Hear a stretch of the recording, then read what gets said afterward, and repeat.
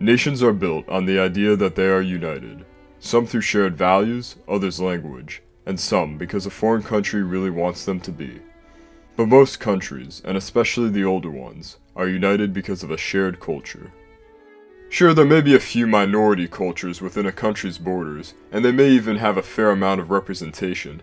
Utilisation de nos deux langues officielles au pays, mais on est au Québec, donc je vais répondre en français. But ultimately, it is the dominant culture that defines what the country is.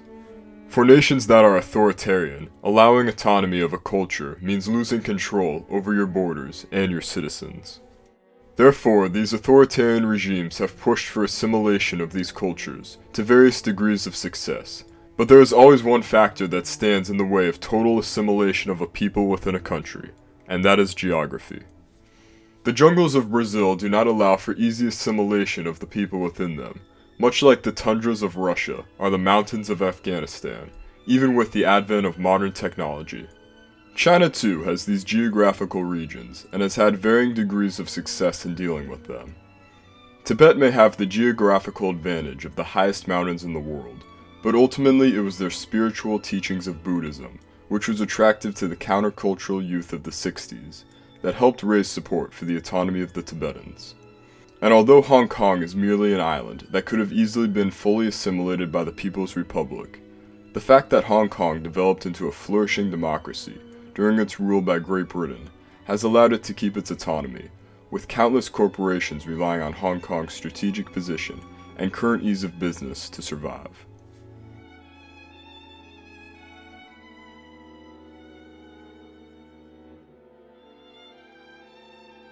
The northwestern region, called the Xijiang province, never had this international clout that the other autonomous areas of China have had. In fact, its culture could actually have been seen as a detriment to its international recognition, especially 20 years ago.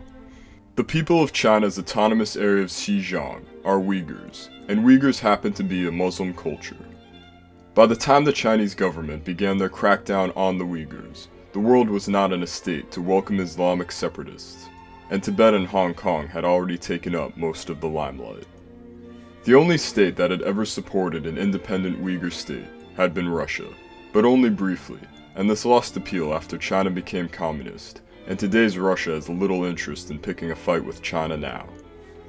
However, there has been a country that has supported the Uyghur cause for quite some time now. Turkey is a Turkic country, and thus has sympathy for its fellow Turks living under occupation. Turkey has also been the primary destination for Uyghurs fleeing the communist crackdown. Despite this, the Turkish relationship is not as rosy as it could have been. In 2015, the current president of Turkey, Erdogan, put Turkey's economic ties over its cultural ones, and dismissed protesters in Ankara who called for Turkey to criticize China's treatment of the Uyghurs. But the relationship may be getting better, as in February, the Turkish government seemed to reverse its warm attitudes towards China by issuing a statement saying it denounces China for, quote, violating the fundamental human rights of Uyghur Turks and other Muslim communities in the Xinjiang Uyghur Autonomous Region. One relationship the Uyghurs have improved on significantly is their relationship with the United States. If there's one thing Democrats and Republicans both agree on, it's that China must be held accountable for its treatment of the Uyghurs. We are sending a message to Beijing. America is watching, and we will not stand silent. This legislation helps uncover the truth. So just how exactly have the Uyghurs been treated by the Communist Party?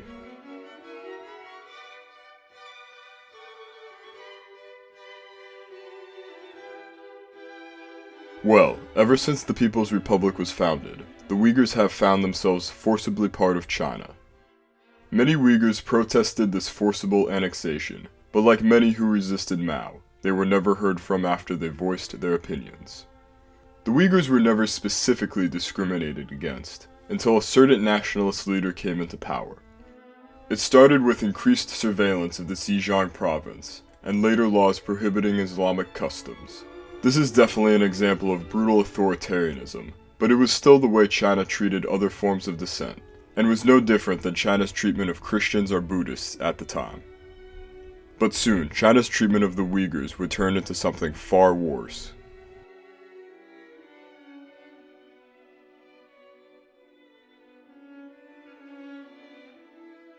In November of 2019, the New York Times published a leak of 400 pages of Chinese government documents outlining the implementation of re-education facilities.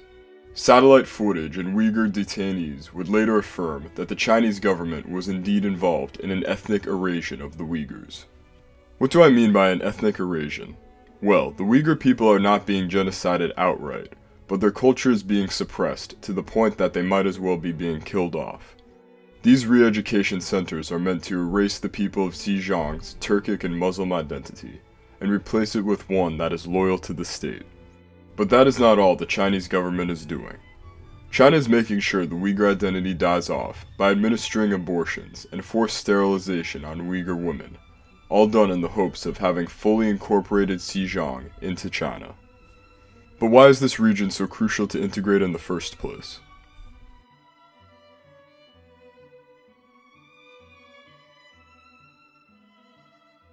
China has stated that it wishes to create a Belt and Road trade network that would basically recreate the Silk Road, and consequently leave America out of this trade network.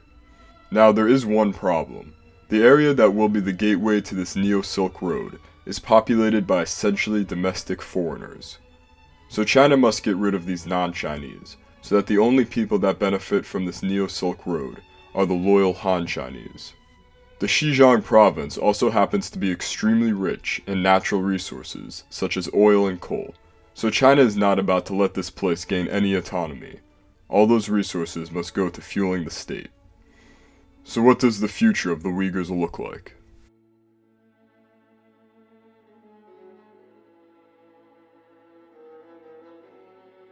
Tibet had an even more zealous push for autonomy. It had the backing of the Western world. A special welcome to a good friend, His Holiness, the Dalai Lama. A charismatic leader, and a noticeable native population. Yet, Tibet has ultimately succumbed to Chinese occupation. The state is under constant surveillance, the Han ethnicity is moving in to replace the native Tibetans, and China has done nothing to appease the international community. Xijiang is in a far worse position.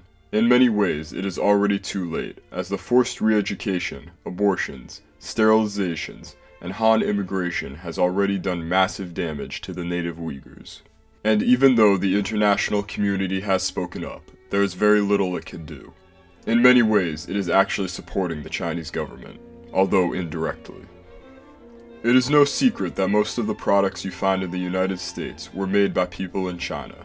And it is also no secret that these people are making well under the minimum wage in the United States, and work ridiculous hours. Yet at least they are getting paid, right? Well, it has been found that Nike, Adidas, and Apple all have their manufacturing done by Uyghur prison labor.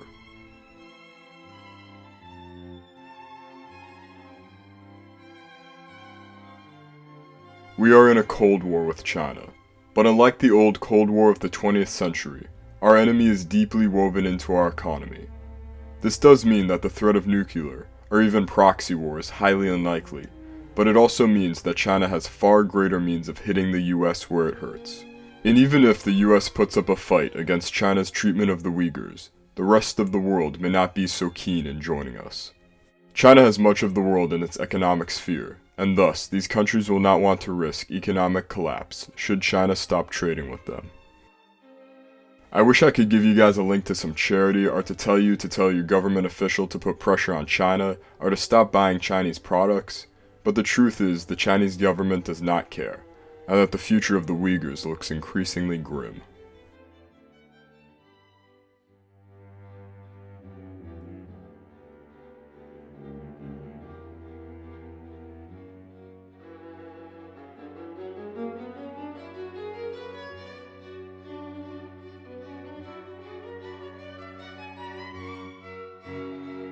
Thank you guys so much for watching. This video took so long for me to make, and way longer than the previous ones, but I hope for you guys it was worth the wait. If you liked that video, please consider subscribing and giving a like. It really helps.